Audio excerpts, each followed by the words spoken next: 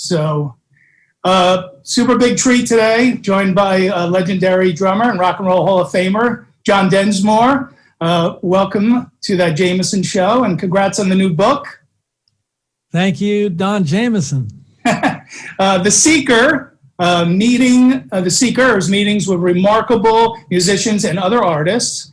But before we jump into the book, we got to talk about it being 2020, John, and still everywhere, all over the world, you put on the radio, there's still Doors music being played anywhere you go on earth.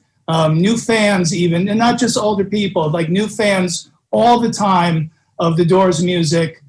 What do you think are the main keys to the longevity of this music and this band? The drumming, Don. Obviously. We had this incredible poet for a lead singer. He was pretty good looking, and we worked real hard on the stuff. And we help each generation cut the umbilical cord. Yeah. Well, you know what the other thing too, John, with that bands don't really have anymore, that you guys had tons of it. It's mystique. There was no social media back then. No, but there weren't a million people with camera phones. Yeah, our sound was kind of mysterious, open, no bass player. Sometimes we put rain and thunder on songs. Yeah. A la Riders on the Storm. Yeah, but people had to wonder what you guys were all about. Can you imagine if Jim was still with us in 2020? Would he be saying, "Hey guys, follow me on my Instagram. I just posted a photo of my Thai food"? I don't know about that, but I do know that people have asked me, would Jim be clean and sober if he was around today? And I used to say, no, kamikaze drunk. And in the last few years, I changed my answer. It's a different time.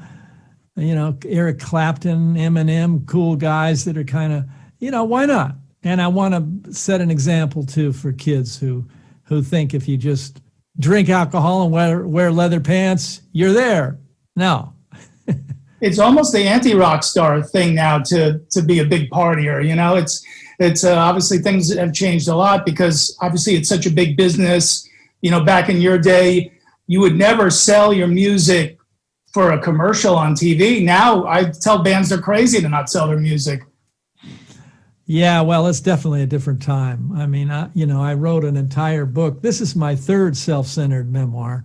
The second one, The Doors Unhinged, was about our legal struggles with the name and the using of the songs.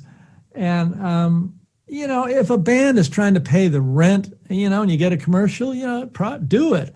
Maybe later, if you get a toehold on success, reconsider that.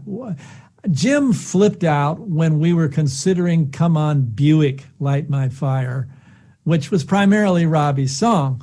Yeah. And I thought, whoa, wait a minute. The whole catalog he cares about, because he didn't write that one so much.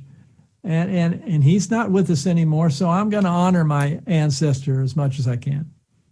Yeah, no, and that's great. And Jim passed in 71.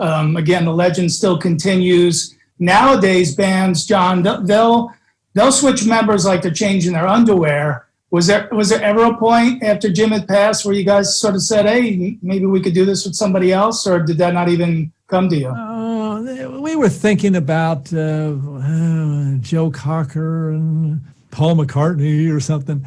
And then we thought, nah, nobody can fill Jim's leather pants. Yeah. So Ray and Robbie tried to sing for a couple albums. Yeah. And then we gave up because our focal point was gone. Yeah. Yeah, tough to replace him. And, I've been to the grave site.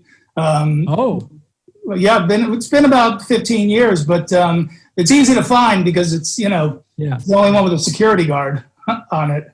So my new book, I write about Jim and Janice, two great artistic souls who checked out early, and they're cautionary tales, I'm on a longer run, so I like being an example of that. Yeah, and it's you have a pretty wide a bunch of influences in the book, again, called The Seekers, Meetings with Remarkable Musicians and Other Artists. For you, if you could pick one in the book that's your biggest influence, and what's one that would surprise people who haven't read the book yet? Oh, you're doing that to me, huh?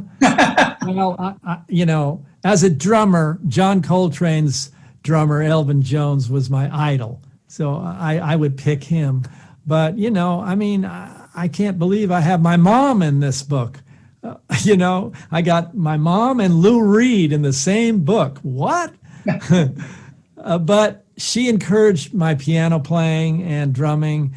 And I realized later, just a month ago, I realized that in the chapter on Elvin Jones, I wrote how drummers, or everyone, the first drum beat you ever hear is your mom's heartbeat while you're in the womb. So, of course, my mom's the first chapter. I was in her womb. So she must have had a jazzy heartbeat, because that's sort of your background, right? That's funny. Well, we all hear that heartbeat, and then we have our little embryo heartbeat too. So we're already into sort of polyrhythms. Yeah, so she was your first collaborator in a sense. That's good. And what was it about Lou? Was it his experimentalism? What'd you love about Lou? Yeah. As I wrote in that chapter, at first I didn't get the Velvet Underground. They were kind of dark, and I'm from the West Coast, but then I realized that Lou was like tuning his guitar ostrich tuning and hitting it like a drum, and real gritty lyrics, and it was just real unique, and he was saying something good. Did you find it the hitting of the guitar was almost percussive in a way? Most definitely. Yeah. I heard a beat. Is that you or me? It's on my side. You're editing this, right? Or is it live? No, so we're going to tape, and all the stuff that we're talking about when we roll it into the show on Tuesday. We'll put up all the nice visuals of the book cover and. All right. So, in case I say fuck, we're okay. All right. You could say that on my show as much as you'd like, John. Especially after me making you wait an extra 10 minutes. Curse all you want. How about like a Willie Nelson? That I thought that one was interesting. Yeah. Well, there's something in Willie's eyes, and not just because of the herb he smokes. Yeah. There's something there that's similar to that I write about the Dalai Lama and Ram Dass and when the Doors first got together, it was at a Maharishi meditation class, and Jim went to the class with us to look into Maharishi's eyes and see if he had any truth. And Jim said, he does, but I'm not going to meditate. Too bad. But, that's why Willie's in there. And, of course, Willy, oh, God, as a musician, when you listen to his guitar solos, there's space and they're melodic. Yeah. And I write about that, how you need silence and space in between all the sounds. It's a balance. So it all kind of ties in. Yeah. Do you know Willy personally? Yeah. I don't see him. John, I gotta say, I think we need to get him back on the weed, because ever since he quit smoking marijuana, the world hasn't been the same. It really hasn't. I don't know if it's just a coincidence, but Don, yeah, he's back. Oh, okay, all right. So you're saying there's a chance for 2021? Oh yeah, 2021. We're gonna finally get some light out of this dark COVID tunnel. And, we'll make it.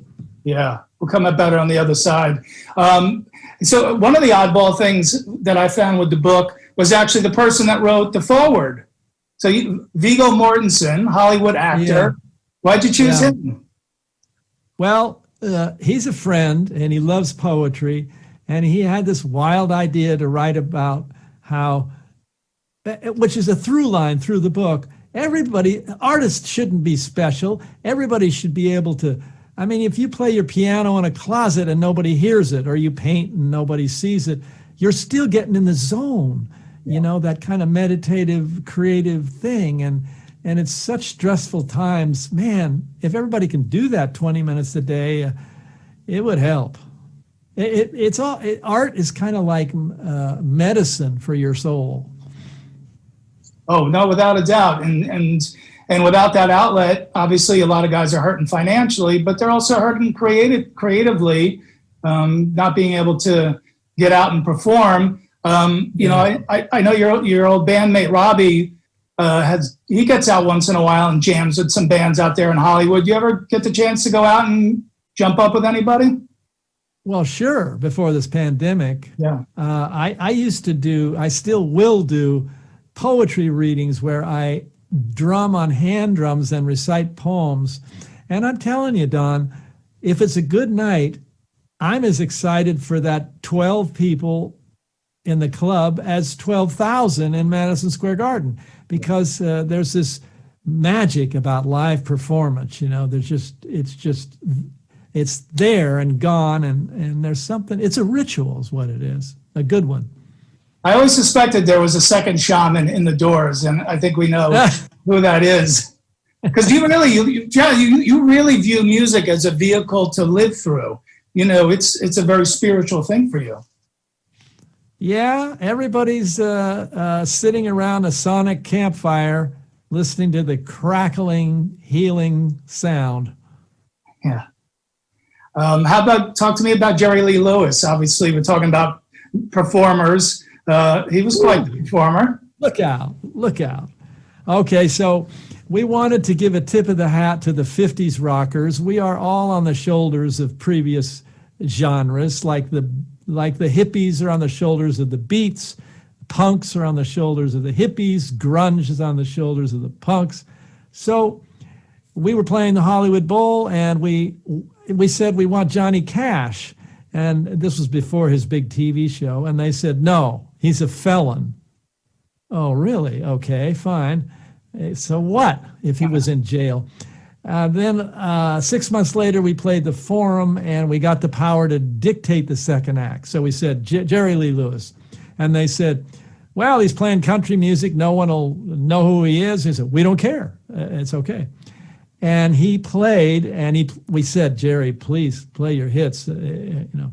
Yeah. And some of the folks were going, Jim, during his set. And at the end, he got on the piano and he said, for those who like me, God love you. For the rest of you, have a heart attack. Jerry Lee, the killer. Wow, I mean, for you, is that a huge milestone career-wise that Jerry Lee Lewis opened for your band? Yeah, to hang with the guy. And also, speaking of this book, I read an audio version of the entire book myself, yep. And then I added music. And so in the Jerry Lee Lewis section, I'm playing boogie woogie piano behind him. So it's kind of fun. Then I play Doors beats behind when I'm reading about the Doors. Oh, okay, so you created a soundtrack to it as well. Yeah. So let's mention again The Seekers, meetings with remarkable musicians and artists. And I thought, you know, John, I really thought it was nice that you included Jim Morrison and Ray Manzarek in the book. If you give us a little tidbit about what you wrote about them as far as their influence to you. Ray was so unique that he could split his brain into two musicians. His left hand was the bass player, and his right hand was the organ player. That's pretty gifted. And then with the organ, he was playing da da da da da da da da, these licks that were so catchy they're etched on all our brains. Yeah. So I mean, you know. And then Jim, of course, could not play one chord on any instrument, had all these words, and he said to remember them, he thought of melodies. So he would sing, before you slip into, and we go, hold it, F sharp. So that's how we eked out a lot of the songs. And how gifted is that he had melodies and words, but didn't know how to write a song. Yeah. Well, you know, obviously one of the reasons the Doors music has survived this long is the songwriting. And, you know, a great band is always more than the individuals. It's always more, it's the sum of the parts together. Oh. You coming from a jazz background, you know, Jim being more of a poet, no bass player. You know, how many bands survived that long without having a bass player in the band? So very unique combination of dudes in that group. Yeah, if you add my jazz, Robbie's flamenco and folk, Yeah. Ray's blues from Chicago and his classical, and then Jim the Word Man, you have this sort of a melting pot, American gumbo, that's pretty tasty.